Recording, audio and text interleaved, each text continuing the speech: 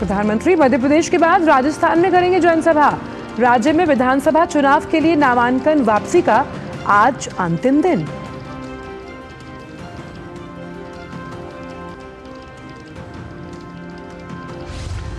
उत्तराखंड का स्थापना दिवस आज। राष्ट्रपति द्रौपदी मुर्मू स्थापना दिवस समारोह में बतौर मुख्य अतिथि होंगी शामिल।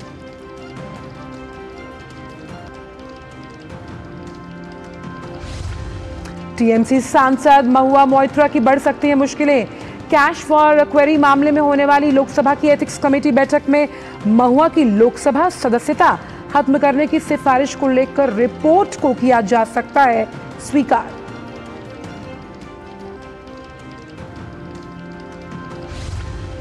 जम्मू कश्मीर के शोपियां में सुरक्षा बलों और आतंकियों के बीच मुठभेड़। सुरक्षा बलों ने प्रतिबंधित आतंकी संगठन टीआरएफ से जुड़े एक आतंकी को किया ढेर। आतंकी के पास से हथियार और गोला बारूद भी बरामद। इजराइल और हमास के बीच संघर्ष जारी। गाजा में पहुंची आवश्यक चिकित्सा की दूसरी खेप। संयुक्त राष्ट्र और विश्व स्वास्थ्य संगठन के मुताबिक गाजा पहुंचने वाली मदद काफी नहीं।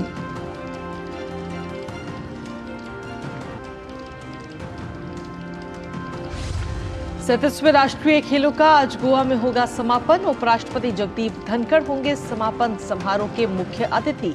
महाराष्ट्र ने पदक तालिका में हासिल किया है पहला स्थान। उत्तराखंड में आयोजित होंगे अगले राष्ट्रीय खेल।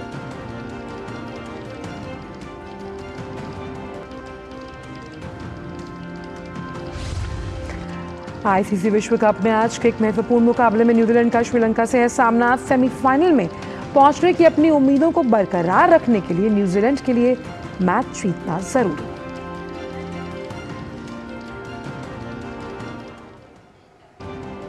और चलिए नया सवेरा की शुरुआत करते हैं सबसे पहले चुनावी खबरों के साथ।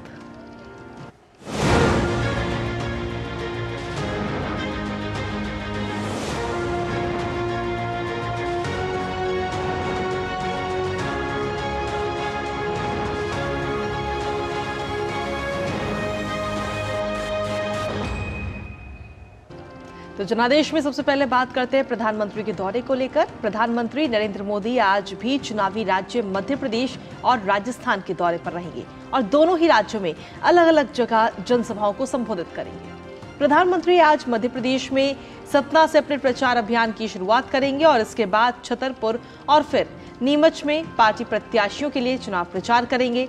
इसके बाद प्रधानमंत्री राजस्थान पहुंचेंगे और यहां उदयपुर में एक विशाल जनसभा को संबोधित करेंगी।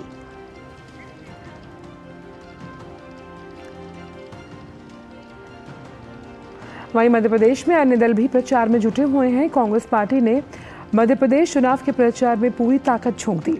आज राज्य में पार्टी की राष्ट्रीय महासचिव प्रियंका गांधी और राहुल गांधी प्रचार की कमान संभालेंगे। प्रियंका गांधी चित्रकूट और रीवा में जनसभा को संबोधित करेंगी। राहुल गांधी अशोकनगर के कई नई सराय विधानसभा में चुनावी रैली के साथ जबलपुर में जनसभा और रोड शो करेंगे। और इसी पर ताजा अपडेट लेने के लिए सीधा चलते हैं इस वक्त सतना, जहां हमारे सहयोगी दीपक जैन इस वक्त मौजूद है। दीपक, सबसे पहले तो सुप्रभात आपको, और आपसे जानना चाहेंगे जिस तरीके से चुनावी प्रचार लगातार जोरों शोरों से वहां पर चल रहा है, किस तरीके से पार्टियां चुनाव प्रचार करती हुई नजर आ रही हैं? बिल्कुल कृतिका, जिस तरीके से सतना की बात की जाए तो सतना में इस समय हम मौजूद हैं और अब से कुछ देर में प्रधानमंत्री सबसे पहली जो आज की उनकी चुनावी सभा है वो यहाँ पर संबोधित करने वाले हैं। सतना की अगर बात की जाए तो विंध्य का ये जो क्षेत्र कहलाता है काफी अहम हो जाता है सभी पार्टियों के लिए, क्योंकि कई समय से यहाँ पर जो है भारतीय जनता पार्टी का कब्जा इन सीटों पर रहा है।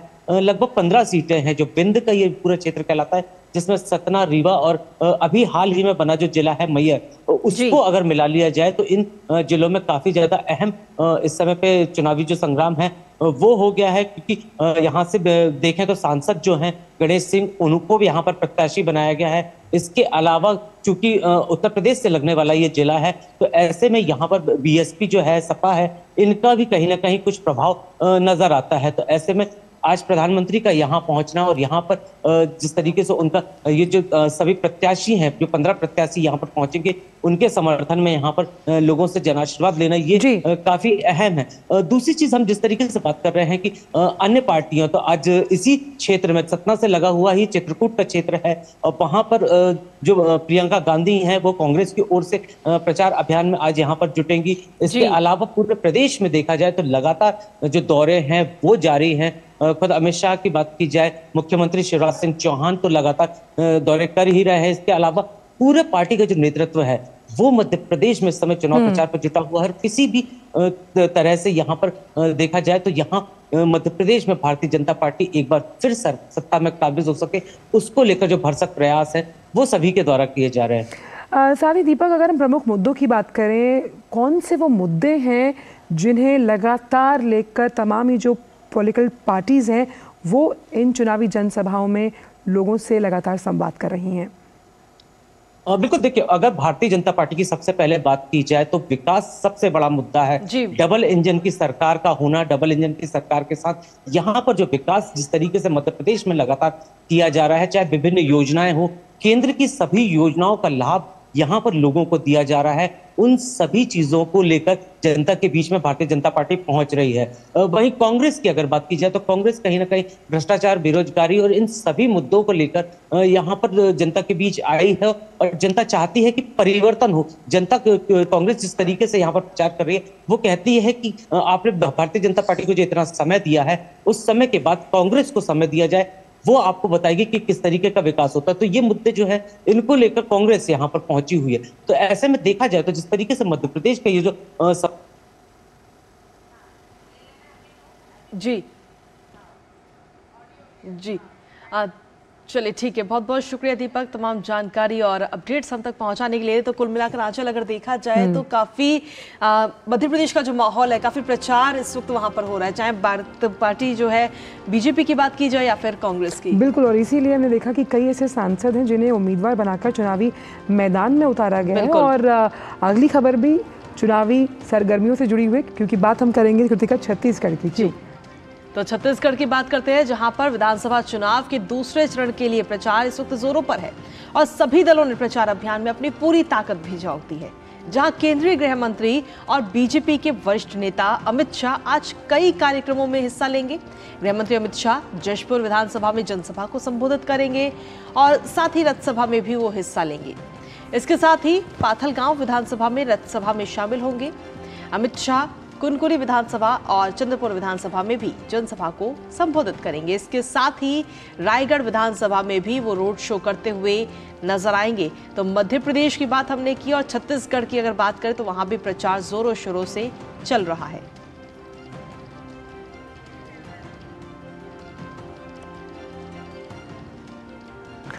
तो वहीं छत्तीसगढ़ में पहले चरण के 20 विधानसभा सीटों पर हुए मतदान में बंदूक पर बैलेट भारी रहा। मतदाताओं के उत्साह के आगे लाल आतंक लाचार नजर आया। नक्सल प्रभावित बस्तर संभाग की 12 सीटों पर रिकॉर्ड मतदान में लोकतंत्र की जीत हुई है। देखते हैं हमारे सहयोगी धीरज कुमार की ये खास रिपोर्ट।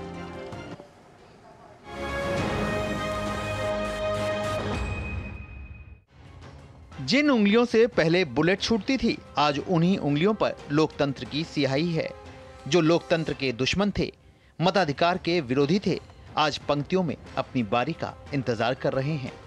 बस्तर जिले का चांदा मीटा ऐसा ही गांव है जो कभी नक्सलियों के कब्जे में था।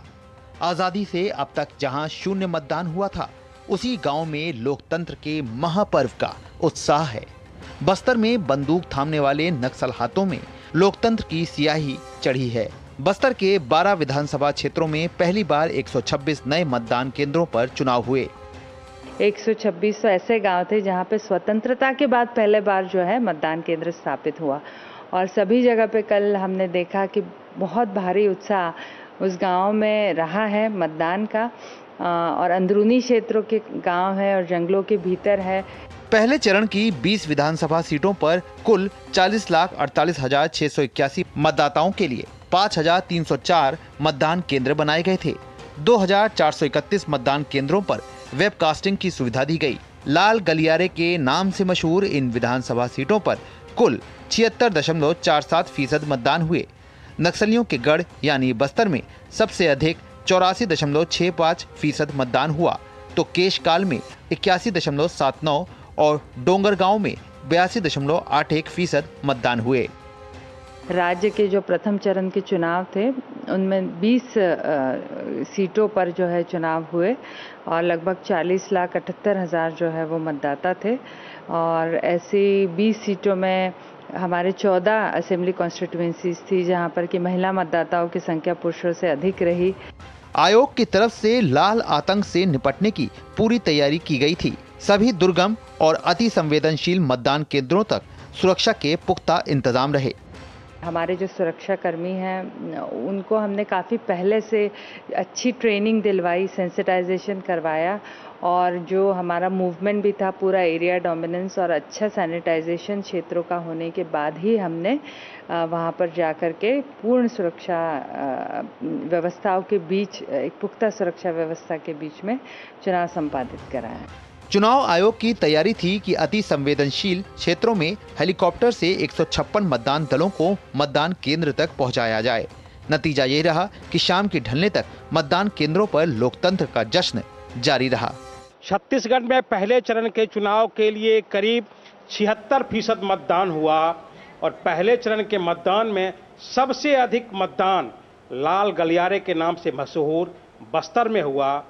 शाम ढलने तक नक्सलियों की बंदूकें थम गई और लोकतंत्र जीत गया। कैमरामैन उत्तम सिंह के साथ धीरज कुमार, डीडी न्यूज, रायपुर।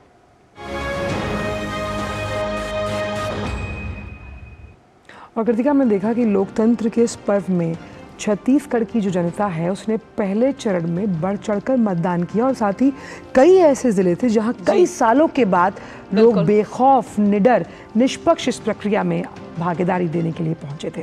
बिल्कुल, तो ये तो बात हमने छत्तीसगढ़ और मध्य प्रदेश की कही, लेकिन बात राजस्थान की भी होगी। लेकिन उससे पहले रुकेंगे एक छोटे से ब्रेक के लिए। आप बने रहिए हमारे साथ।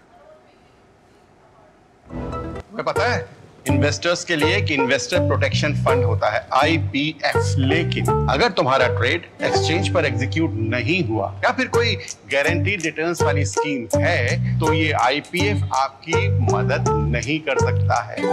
और अगर आपका ब्रोकर ही डिफॉल्टर बन जाए तो फिर IPF आपको कॉम्पेंसेशन दिला सकता है। कहां से सीखा? NSE की साइट पर। सोचकर समझकर इन्वेस्ट कर। हो बिजनेस बढ़ाना, गुड़िया को पढ़ाना या मिसेस के साथ वेकेशन, लो मुथूट फाइनेंस गोल्ड लोन। भरोसा इंडिया का, भरोसा इंडिया का।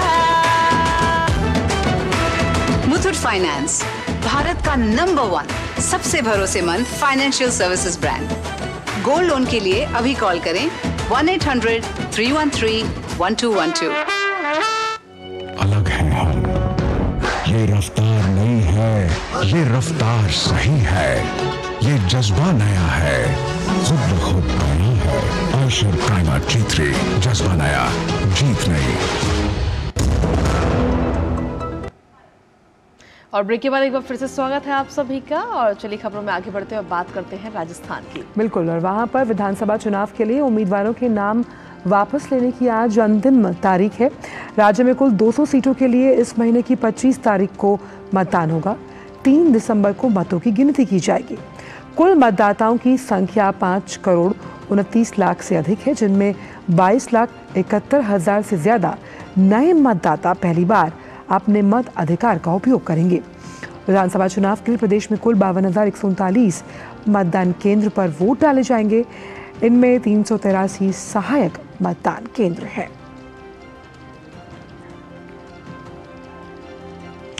और हमारे साथ इसी खबर पर बात करने के लिए जुड़ गए हैं विशाल बैरिस्टो। विशाल, सुप्रभात आपको। तो जिस तरह से राजस्थान भी अब हम मान सकते हैं गियर अप हो रहा है चुनावी शंखनाद के लिए, किस तरह से आप वहां पर देख पा रहे हैं कि तमाम राजनीतिक दल अपनी पूरी ताकत झोंक रहे हैं, लोगों के बीच जा रहे हैं मुद्दों को लेकर?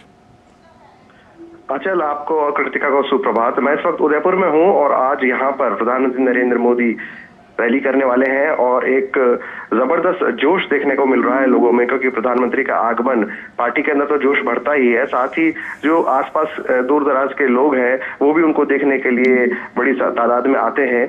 और उदयपुर पड़ता है मेवात में, मेवाड़ माफ कीजिएगा, मेवाड़ हम सब जानते हैं कि महाराणा प्रताप की धरती है और ये वीरों की धरती है और इसको वेनिस ऑफ ईस्ट के नाम से भी जाना जाता है। उदयपुर को झीलों की नगरी है, तो टूरिज्म की असीम संभावनाएं यहाँ पर है। लेकिन कांग्रेस सरकार का ये दावा है कि वो 7 गारंटी जो अशोक गहलोत ने कहा है कि हम आपको देंगे, सभी बच्चों को उन्होंने कहा है कि स्कूल से लेकर कॉलेज तक हम आपको फ्री एजुकेशन देंगे, इंग्लिश मीडियम के अंदर गवर्नमेंट एजुकेशन आपको फ्री देंगे, महिलाओं के लिए मोबाइल और तमाम जो अलग अलग उन्होंने फ्रीबीज दी है, उसके भरोसे अशोक गहलोत को लगता है कि वो दोबारा से सरकार बना लेंगे। और अभी कुछ दिन पहले उनसे ये पूछा गया था कि अगर मान लीजिए आपकी सरकार बन भी जाती है तो फिर मुख्यमंत्री कौन होगा, तो इसका उन्होंने जवाब दिया कि मैं सोनिया गांधी की पसंद हूं। तो कांग्रेस के अंदर जो अंतर्कलह है वो साफ दिखाई दे रही है। सचिन पायलट और अशोक गहलोत के बीच में जो तनाव शुरू से चला आ रहा था वो अभी तक थमने का नाम नहीं ले रहा है। उधर बीजेपी ने मुख्यमंत्री का चेहरा अनाउंस नहीं किया है और प्रधानमंत्री ने कहा है कि कमल के बटन पर ही हम चुनाव लड़ रहे हैं। तो यहाँ पर सेंट्रलाइज लीडरशिप देखने को मिल रही है बीजेपी के अंदर, जबकि कांग्रेस के अंदर अभी भी टग ऑफ वॉर चल रहा है। आंचल जी, विशाल, जिस तरीके से ये तो बात रही मुद्दों की, फिर चाहे बात बीजेपी की हो या कांग्रेस की, लेकिन जनता की अगर बात करें तो उसके मन में क्या कुछ मुद्दे इस वक्त चल रहे हैं? देखिए कृतिका, अगर हम जनता की बात करें तो राजस्थान के अंदर ये परिपाटी रही कि एक बार कांग्रेस और एक बार बीजेपी की सरकार बनती है और बदलाव जरूर आता है। जनता की अगर बात करें तो जनता को ऐसी सरकार चाहिए जो उनको उनके मुद्दों को ध्यान में रखे और एक उनको मजबूत सरकार दे, एक स्थिर सरकार दे। राजस्थान में अगर हम बात करें तो अशोक गहलोत की जो सरकार है वो 4 साल तक वेंटिलेटर पे रही और हमने देखा कि किस तरह से पार्टी टूटने के कगार पे आ गई थी। सचिन पायलट ने धमकी दे दी थी कि मैं अलग सरकार बना लूंगा और 4 साल तक आपस में उनमें लड़ाइयां चलती रही और एक एमएलए और एक चीफ मिनिस्टर दोनों की पोजीशन बराबर हो गई, क्योंकि अल्पमत की सरकार थी। गहलोत सरकार जो थी वो अल्पमत की सरकार थी और जोड़ तोड़ से उन्होंने सरकार बनाई थी। तो ऐसे में जब आपका डिप्टी चीफ मिनिस्टर आपके खिलाफ बगावत कर देता है तो आपके लिए मुश्किलें जाहिर सी बातें बढ़ जाती हैं। तो राजस्थान की जो जनता है उनका यही कहना है कि आपस में ये लोग लड़ते रहे और जनता की मुद्दों पर उन्होंने ध्यान नहीं दिया। जब चुनाव का वक्त आया तब उन्होंने योजनाएं तमाम अनाउंस कर दी। अब ये योजनाएं कितनी जनता उसको एक्सेप्ट कर पाएगी और 4 साल जो एक सरकार जो स्थिर सरकार उनको नहीं मिली, क्या वो उनको एक्सेप्टेबल होगा, ये हमें पता चलेगा 25 नवंबर को जब मतदान होगा। बिल्कुल, और आखिरी फैसला जनता जनार्दन के हाथों है जब वो इन तमाम उम्मीदवारों की किस्मत का फैसला ईवीएम में कैद करेगी। बहुत बहुत शुक्रिया विशाल इन तमाम जानकारियों को हमसे साझा करने के लिए। बिल्कुल, और इसी के साथ ये तो बात रही राजस्थान की, लेकिन साथ ही तेलंगाना में भी इस बार विधानसभा चुनाव है। तो तेलंगाना की अगर बात करें तो यहाँ चुनाव के लिए उम्मीदवार शुक्रवार तक अपना नामांकन पत्र दाखिल कर सकते हैं और नामांकन पत्रों की जांच जो है वो 13 तारीख तक होगी। विधानसभा चुनाव के लिए इस महीने की 15 तारीख तक नाम वापस लिए जा सकते हैं। वहीं राज्य में कुल 119 सीटों के लिए इस महीने की 30 तारीख को मतदान होगा। तेलंगाना में विधानसभा चुनाव के लिए चुनाव प्रचार भी तेज है और सभी प्रमुख राजनीतिक दलों के शीर्ष नेता लगातार अपनी पार्टी के उम्मीदवारों के समर्थन में विभिन्न निर्वाचन क्षेत्रों का लगातार दौरा कर रहे हैं, चुनाव प्रचार कर रहे हैं।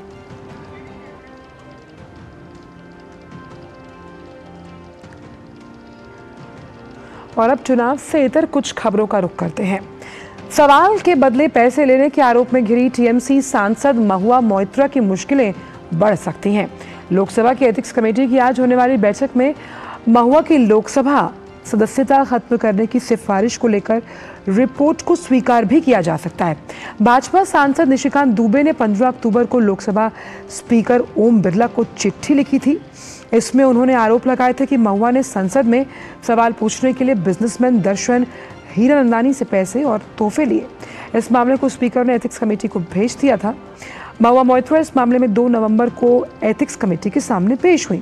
पहले इन आरोपों को महुआ ने गलत बताया था कि हीरानंदानी के कबूलनामे के बाद महुआ को भी मानना पड़ा कि उन्होंने अपने अकाउंट का लॉगिन पासवर्ड हीरानंदानी से शेयर किया था।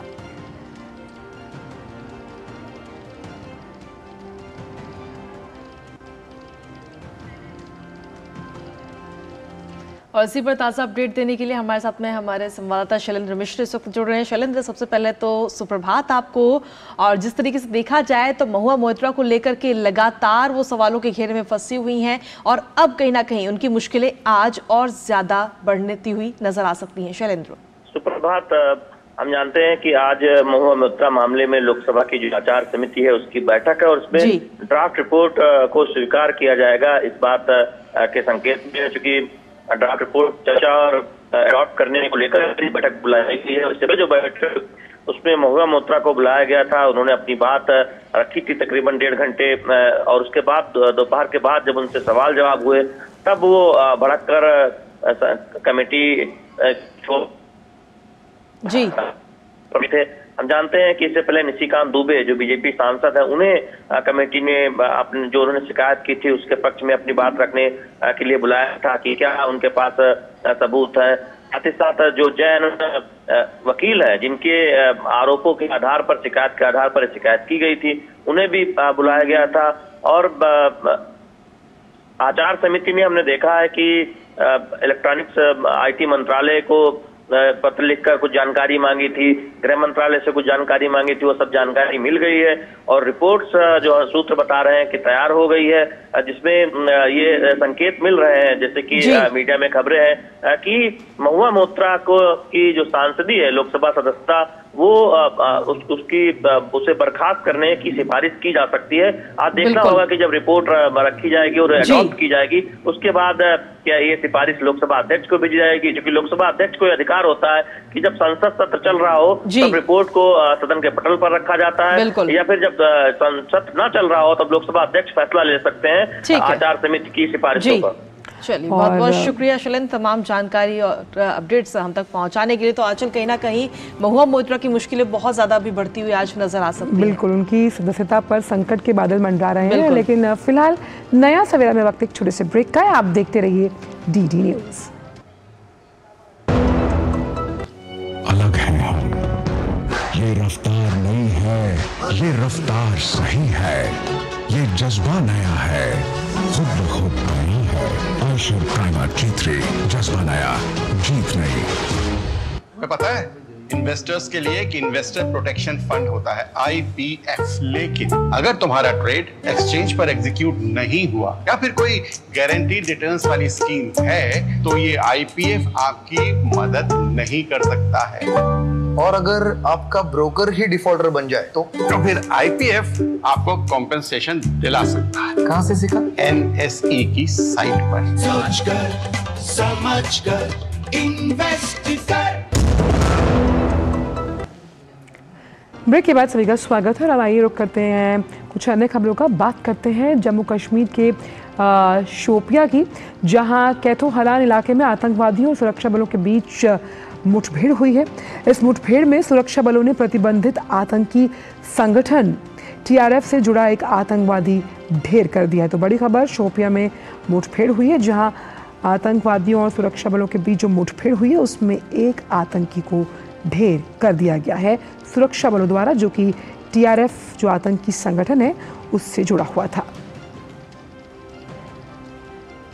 और चलिए खबरों में आगे बढ़ते हुए अब बात करेंगे उत्तराखंड की, जहां आज उत्तराखंड अपना 23वां स्थापना दिवस धूमधाम से मना रहा है। दरअसल आज ही के दिन साल 2000 में उत्तराखंड उत्तर प्रदेश से अलग होकर देश का 27वां राज्य बना था, जहां राज्य स्थापना दिवस को लेकर राज्य में कई सारे विभिन्न कार्यक्रम आज आयोजित भी किए जा रहे हैं। वहीं राज्य स्थापना दिवस समारोह का मुख्य कार्यक्रम देहरादून में पुलिस लाइन में आज आयोजित किया जाएगा, जिसमें राष्ट्रपति द्रौपदी मुर्मू भी शामिल होंगी। दरअसल आपको बता दें कि पिछले 23 साल में पहली बार कोई राष्ट्रपति उत्तराखंड स्थापना दिवस कार्यक्रम में हिस्सा लेती हुई नजर आएंगी।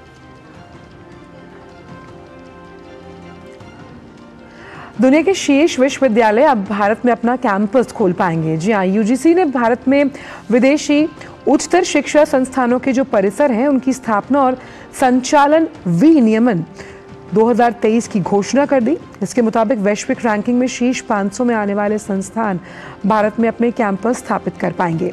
नियमों का उद्देश्य नई शिक्षा नीति की सिफारिशों के अनुरूप भारत में विदेशी उच्च शैक्षणिक संस्थानों के प्रवेश को सुविधाजनक बनाना और भारत में उच्च शिक्षा को एक अंतर्राष्ट्रीय आयाम प्रदान करना है।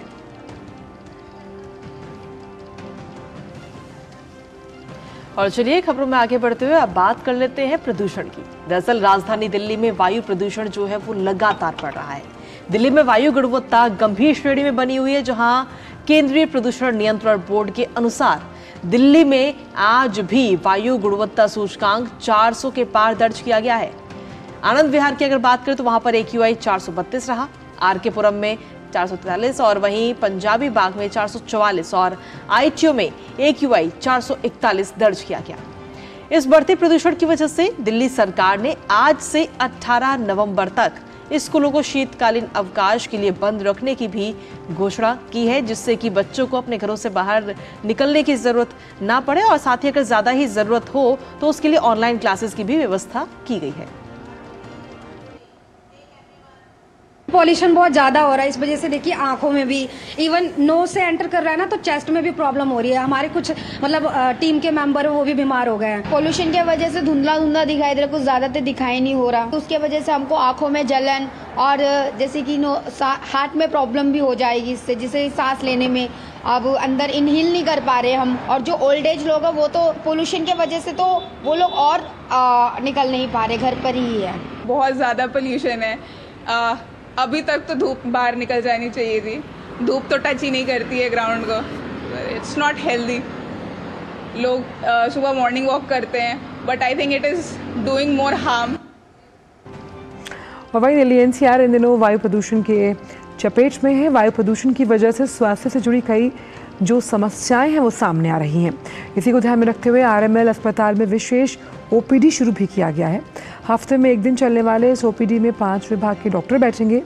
ये OPD हर सोमवार को 2 बजे से 4 बजे के बीच चलेगा।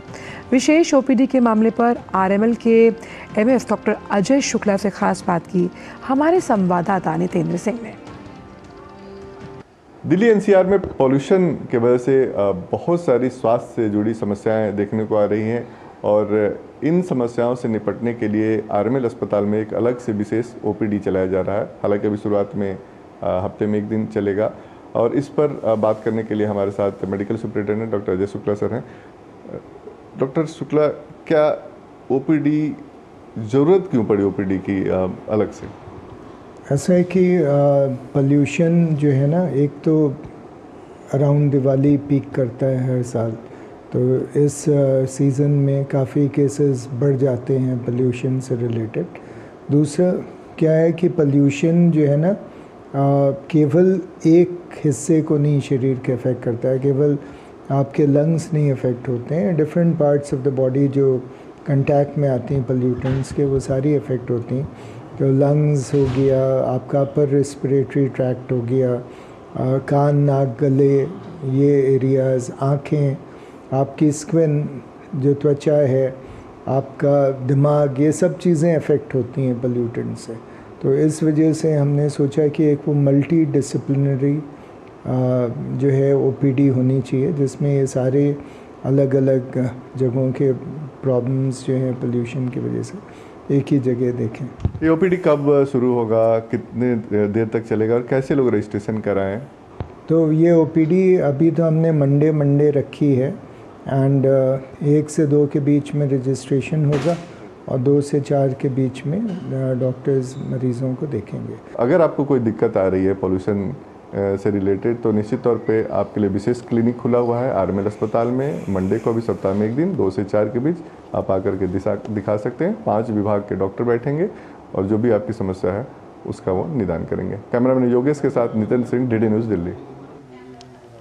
तो बिल्कुल अगर देखा जाए तो प्रदूषण की हालत इन दिनों बद से बदतर दिल्ली के अंदर हो रही है और इसी को ध्यान में रखते हुए खास तौर पर इस OPD की व्यवस्था की गई है। क्यों? बिल्कुल, और इससे आपके तमाम जो स्वास्थ्य की समस्याएं उसका निवारण आराम से हो पाएगा। वक्त एक छोटे से ब्रेक का, आप देखते रहिए DD न्यूज़। अलग है हम, ये रफ्तार नहीं है, ये रफ्तार सही है, ये जज्बा नया है, खुद ब खुद नया है। आयशर प्राइमर G3, जज्बा नया, जीत नहीं। दादी, आज भी आपकी चाय की दुकान बंद थी? 1 महीने से बीमार हूँ, काम बंद और इलाज का खर्चा अलग। आयुष्मान कार्ड नहीं बनवाया? नाम सुना है, कहाँ बनवाना है, कैसे बनवाना है, इस उम्र में भाग दौड़। कार्ड अभी बन जाएगा। आयुष्मान ऐप पर जाकर अपना या परिवार के सदस्य का नाम लाभार्थी सूची में ढूंढें। आधार, OTP या फेस ऑथ द्वारा ऑथेंटिकेट करें। डिटेल्स भरें। अब मोबाइल से फोटो खींचकर अपलोड करें। बन गया। अब ठीक होकर अपने हाथ की चाय पिला दो। और एक प्रकार से PM जय अब गरीबों की जय बन गई है। 5 लाख तक के मुफ्त उपचार की गारंटी। स्वास्थ्य का वरदान आयुष्मान।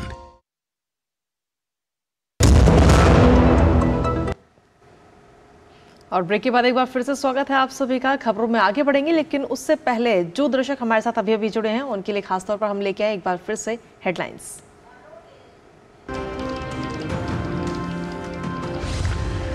चुनावी राज्यों में प्रचार तेज। प्रधानमंत्री आज मध्य प्रदेश के सतना, छतरपुर, नीमच में करेंगे चुनावी रैली। वहीं कांग्रेस नेता प्रियंका गांधी रीवा में करेंगी पार्टी के लिए प्रचार।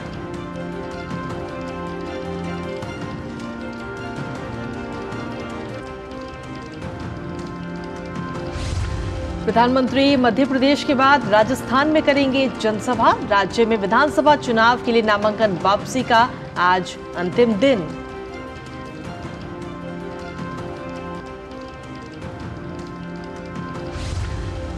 उत्तराखंड का स्थापना दिवस आज। राष्ट्रपति द्रौपदी मुर्मू स्थापना दिवस समारोह में बतौर मुख्य अतिथि होंगी शामिल।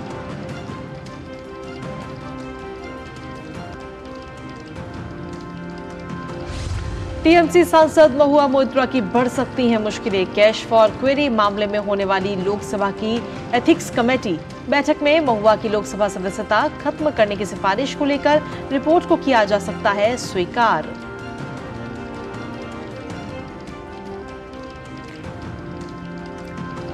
जम्मू कश्मीर के शोपियां में सुरक्षा बलों और आतंकियों के बीच मुठभेड़।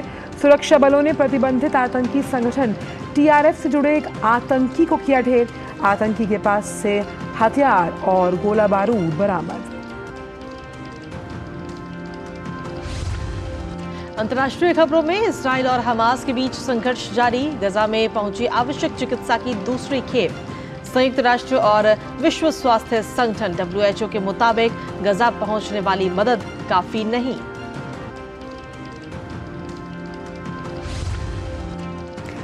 सैंतीसवें राष्ट्रीय खेलों का आज गोवा में होगा समापन। उपराष्ट्रपति जगदीप धनखड़ होंगे समापन समारोह के मुख्य अतिथि। महाराष्ट्र ने पदक तालिका में हासिल किया पहला स्थान। उत्तराखंड में आयोजित होंगे अगले राष्ट्रीय खेल।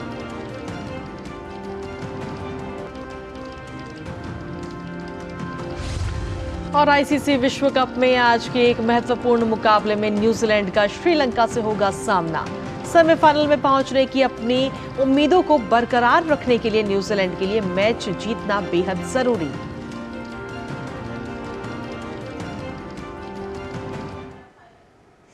और आइए रुक करते हैं हमारे खास सेगमेंट अखबारों की सुर्खियों का।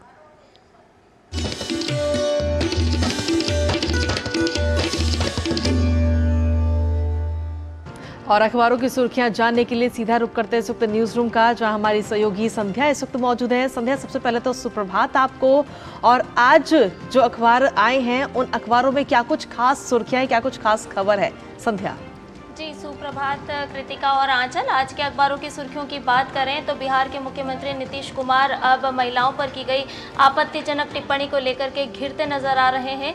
कल राजधानी में जहां बिहार भवन के बाहर महिलाओं के द्वारा और भाजपा के कार्यकर्ताओं के द्वारा प्रदर्शन किया गया, वहीं प्रधानमंत्री नरेंद्र मोदी ने अपनी चुनावी जनसभा के दौरान इस घमंडिया गठबंधन पर प्रहार करते हुए ये बात कही कि घमंडिया गठबंधन के सभी नेता इस तरह की अभद्र भाषा का उपयोग करने के बावजूद चुप हैं, कोई कुछ बोलने को तैयार नहीं है। साथ ही साथ उन्होंने ये सवाल भी किया नीतीश कुमार से कि और कितना गिरेंगे, क्योंकि महिलाओं को लेकर के, माता बहनों को लेकर के जिस तरह की टिप्पणी की गई है वो बेहद ही आपत्तिजनक है। और इस खबर को लेकर के आज सभी अखबारों ने प्रमुखता से हेडलाइन बनाया है।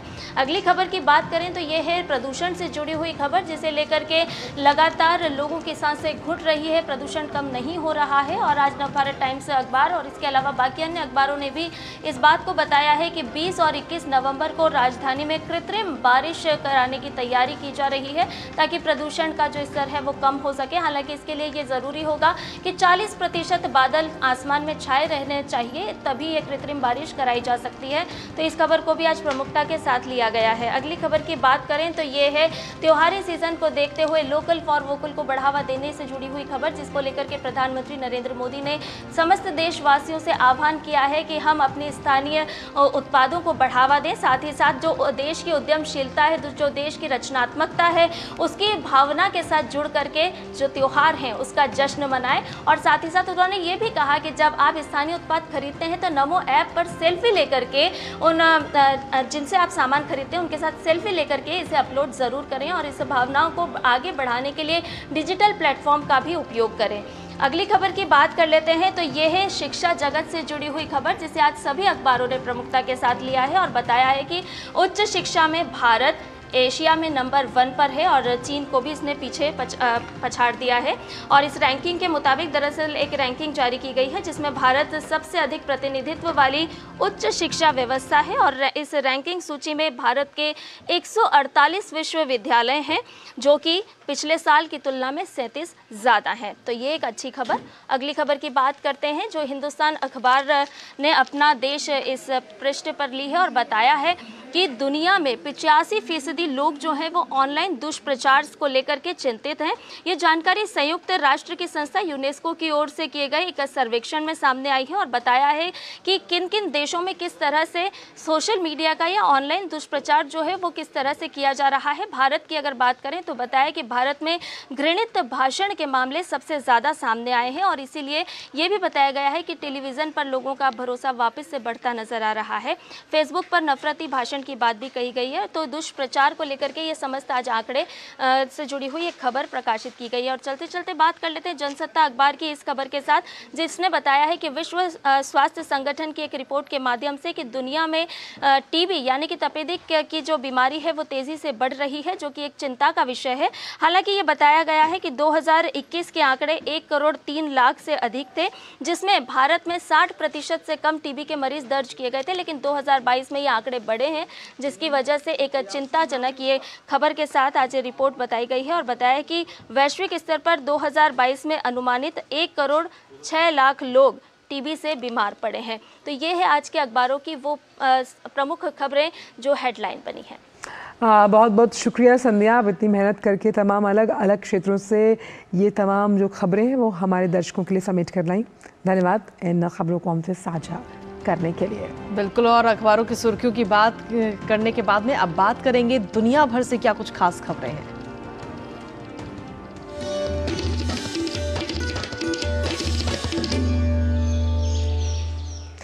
तो बात इजराइल और हमास के बीच संघर्ष की जो तेज होता जा रहा है। इस बीच गाजा को चिकित्सा सहायता की दूसरी खेप मुहैया कराई गई। इस चिकित्सा खेप से गाजा के अस्पतालों में इलाज करा रहे मरीजों को काफ़ी मदद मिलेगी।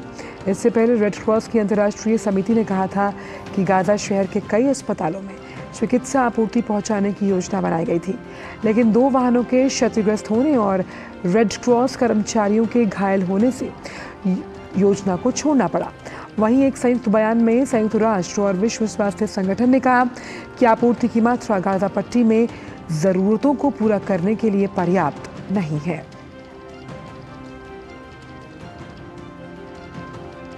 और वहीं आपको बता दें कि इजराइल और हमास संघर्ष रुकने का नाम नहीं ले रहा। इसी बीच इजराइल के प्रधानमंत्री बेंजामिन नेतन्याहू ने यरूशलेम में युद्ध प्रबंधन कैबिनेट बैठक बुलाई। इजराइल में हमास के हमलों से अभी तक हजारों लोगों की मौत भी हो चुकी है। तो वहीं फिलिस्तीनी अधिकारियों का ये कहना है कि अब तक 1500 के करीब लोग मारे गए हैं, उनमें 40% बच्चे भी शामिल हैं।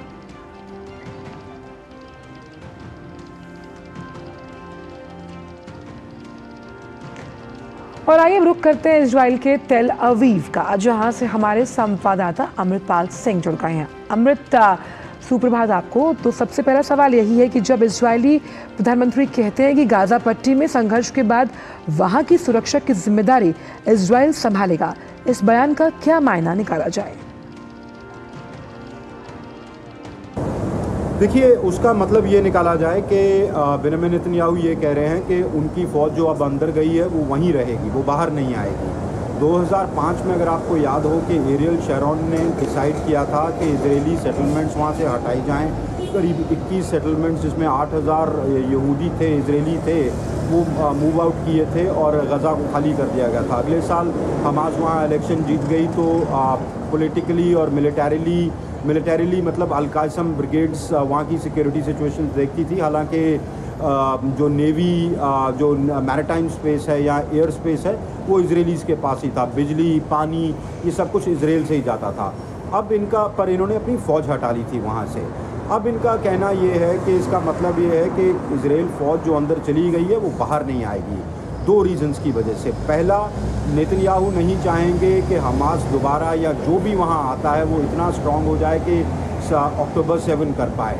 तो जैसे वेस्ट बैंक में है इजरायली फ़ौज एट विल ऑपरेट करती है, तो फिर वैसा उतने लेवल ऑफ स्ट्रेंथ तक आने ही ना दिया जाए।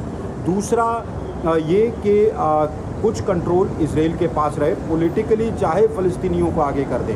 हालांकि उस पर भी बड़ा सवाल है। एंटनी ब्लिंकन जब महमूद अब्बास से मिले थे रामल्ला में, तो उन्होंने सुजेस्ट किया था कि अल-फतह के लिए हम रोल देख सकते हैं पोस्ट हमास। अल-फतह इसके लिए तैयार नहीं है। वो कह रहा है कि 2 स्टेट सोल्यूशन जब तक नहीं हो, प्री-67 सिचुएशन नहीं हो, तो हम नहीं जाएंगे, हम उसके लिए तैयार नहीं हैं। तो अभी बहुत सारे सवाल हैं, पर ये बात क्लियर है नेतन्याहू की स्टेटमेंट से कि इनकी फ़ौज अब गज़ा में जो घुस गई है वो बाहर गज़ा से नहीं आएगी। इनके मिलिट्री कैंप्स वहाँ पर ऑपरेट करेंगे, जो 2006 के बाद सिचुएशन या 2005 सितंबर के बाद सिचुएशन नहीं थी। चलिए, बहुत बहुत शुक्रिया अमृतपाल तमाम जानकारी और अपडेट देने के लिए। आंचल, देखिए हमारे जो संवाददाता हैं वो जब से ये संघर्ष शुरू है तब से वो वहाँ पर बने हुए और एक अपडेट हम तक लगातार पहुँचा रहे हैं। और फिलहाल वक्त छोटे से ब्रेक का है, अब देखते रहिए डीडी न्यूज़। अलग है हम, ये रफ्तार नहीं है, ये रफ्तार सही है, ये जज्बा नया है, खुद ब खुद नया है। आयशर प्राइमर G3, जज्बा नया, जीत नहीं। तुम्हें पता है इन्वेस्टर्स के लिए कि इन्वेस्टर प्रोटेक्शन फंड होता है IPF, लेकिन अगर तुम्हारा ट्रेड एक्सचेंज पर एग्जीक्यूट नहीं हुआ या फिर कोई गारंटीड रिटर्न्स वाली स्कीम है तो ये IPF आपकी मदद नहीं कर सकता है। और अगर आपका ब्रोकर ही डिफॉल्टर बन जाए तो फिर IPF आपको कॉम्पेंसेशन दिला सकता है। कहाँ से सीखा? NSE की साइट पर। सोचकर समझकर इन्वेस्ट कर। और ब्रेक के बाद एक बार फिर से स्वागत है आप सभी का नया सवेरा में। अब आगे बढ़ते हैं और देखते हैं कारोबार की खबरें फटाफट अंदाज में।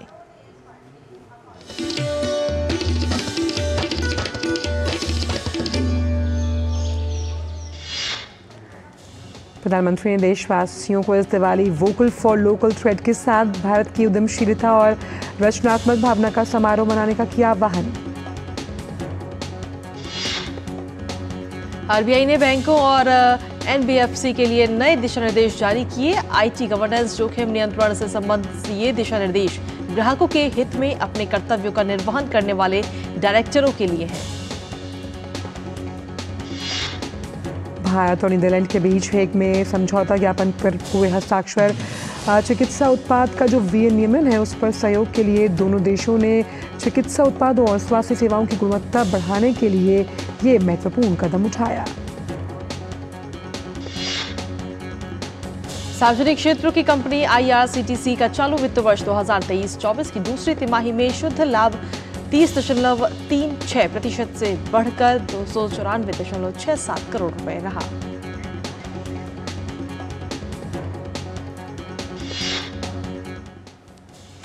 और आइए देखते हैं खबरें खेल जगत से।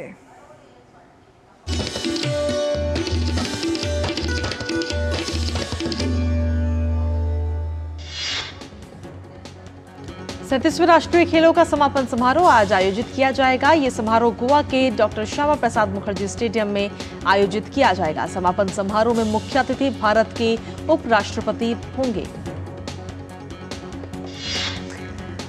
महाराष्ट्र ने पदक तालिका में पहला स्थान हासिल किया। अगले राष्ट्रीय खेल उत्तराखंड में आयोजित होंगे। समापन समारोह में खेलों की मशाल उत्तराखंड को सौंप दी जाएगी।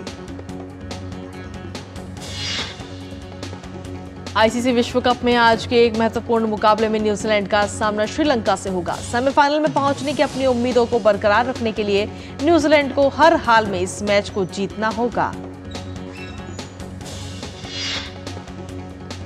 आईसीसी विश्व कप में इंग्लैंड ने नीदरलैंड्स पर 160 रन की आसान जीत दर्ज की। सेमीफाइनल के रेस से पहले ही बाहर हो चुकी इंग्लैंड की प्रतियोगिता में ये दूसरी जीत है। इंग्लैंड के लिए बेन स्टोक्स ने शानदार शतकीय पारी खेली। वो 108 रन बनाकर आउट हुए। स्टोक्स का विश्व कप में ये पहला शतक है। उन्होंने पारी के दौरान 6 छक्के और 6 चौके भी लगाए। भारतीय टीम के युवा सलामी बल्लेबाज शुभमन गिल ने आईसीसी की ताज़ा जारी वनडे रैंकिंग में नंबर 1 बल्लेबाज का तमगा हासिल किया। गिल ने पाकिस्तान के कप्तान बाबर आजम को छोड़ा पीछे। गिल ने पिछले सप्ताह श्रीलंका के खिलाफ 92 और दक्षिण अफ्रीका के खिलाफ 23 रनों का योगदान दिया था। उन्होंने विश्व कप की 6 पारियों में कुल 219 रन अभी तक बनाए हैं। विश्व कप में रनों का अंबार लगा रहे भारतीय कप्तान रोहित शर्मा और पूर्व कप्तान विराट कोहली भी शुभमन गिल के साथ टॉप 10 की रैंकिंग में हुए शामिल। विराट कोहली चौथे नंबर पर हैं, जबकि रोहित शर्मा इस लिस्ट में 6ठे स्थान पर। गेंदबाजी रैंकिंग में मोहम्मद सिराज ने शीर्ष स्थान पर अपना दबदबा बरकरार रखा है। सिराज ने 709 अंक के साथ दूसरे स्थान पर मौजूद दक्षिण अफ्रीका के केशव महाराज से लंबी बढ़त बना रखी है।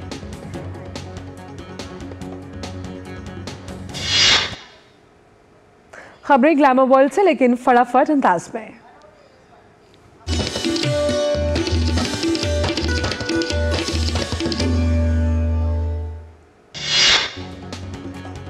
बॉलीवुड मेगा स्टार अमिताभ बच्चन ने राष्ट्रीय फिल्म पुरस्कार विजेता अभिनेता अल्लू अर्जुन की तारीफों के पुल बांधे। बिग बी ने इंटरनेट पर वायरल हुए अल्लू अर्जुन की श्रीवल्ली गाने के डांस स्टेप की भी प्रशंसा की।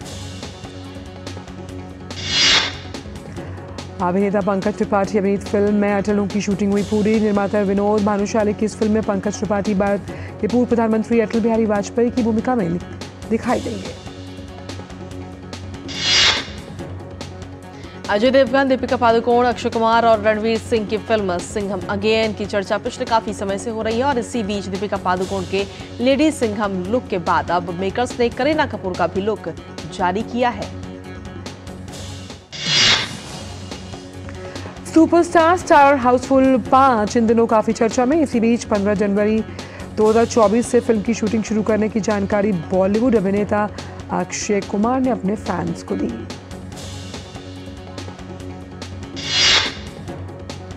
बाहुबली एक्टर प्रभास उनकी आने वाली फिल्म सालार को लेकर चर्चा में है। फिल्म अगले महीने दिसंबर में रिलीज होगी। बॉलीवुड एक्टर विकी कौशल अपनी अपकमिंग फिल्म सैम बहादुर को लेकर लगातार चर्चा में बने हुए हैं। वहीं अब फिल्म का मोस्ट अवेटेड ट्रेलर भी हुआ रिलीज। फिल्म सैम बहादुर के ट्रेलर को भारतीय सेना प्रमुख जनरल मनोज पांडे ने किया लॉन्च।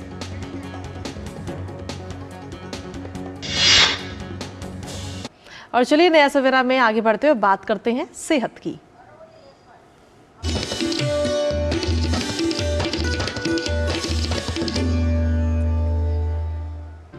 सेहत के सेगमेंट में आज हम बात करेंगे टीबी की, जो कि एक संक्रामक रोग है और इसलिए इसके बारे में जागरूकता भी बेहद जरूरी है। टीबी का संक्रमण कैसे फैलता है और टीबी रोगियों को टीबी के इलाज के साथ साथ क्या कुछ सावधानियां भी रखनी चाहिए, आइए जानते हैं इसके बारे में।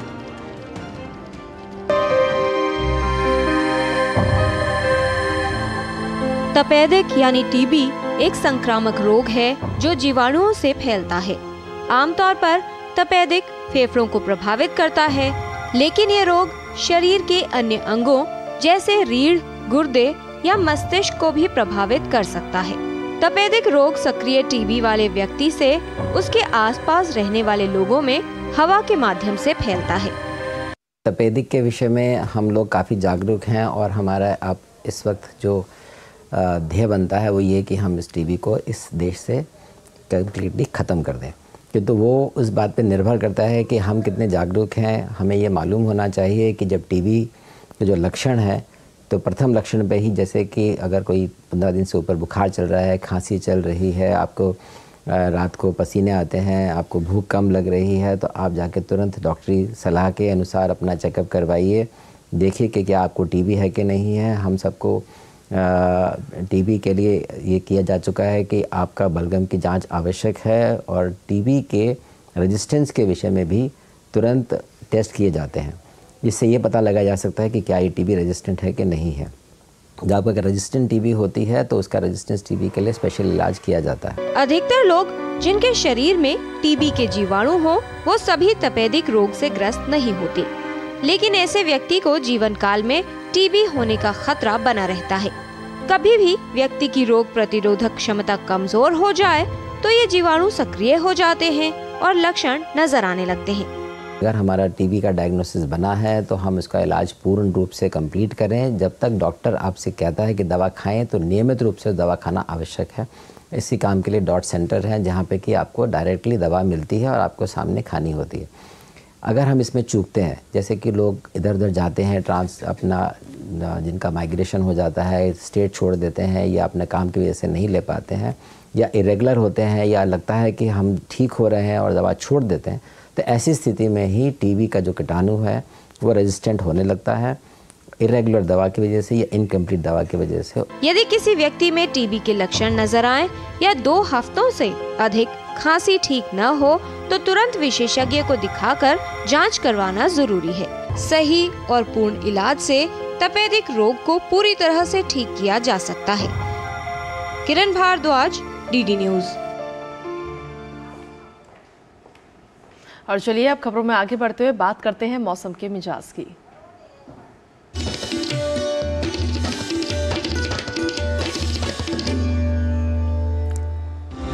बात मौसम की जाए तो भारी वर्षा की संभावना तमिलनाडु, पुडुचेरी और केरला में जताई गई है। साथ ही साथ कश्मीर, लद्दाख, गिलगिट, बाल्टिस्तान, मुजफ्फराबाद में तेज़ हवाएं चल सकती हैं। साथ ही साथ मौसम सर्द है। बात की जाए अगर गोवा और मध्य प्रदेश, महाराष्ट्र की, तो यहाँ पर भी बारिश आने की संभावना है। साथ ही साथ अगर बात की जाए कर्नाटका की और आंध्र प्रदेश की, तो यहाँ पर मौसम शुष्क रह सकता है। और आइए अब रुक करते हैं उन तमाम राज्यों को और देखते हैं कि अधिकतम और न्यूनतम तापमान क्या है।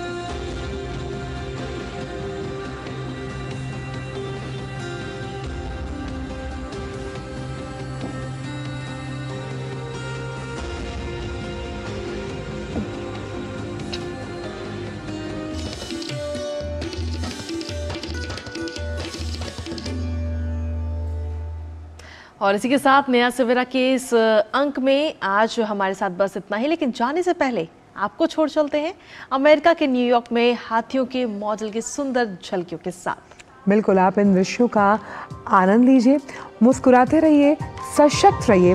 हमें दीजिए इजाजत। नमस्कार।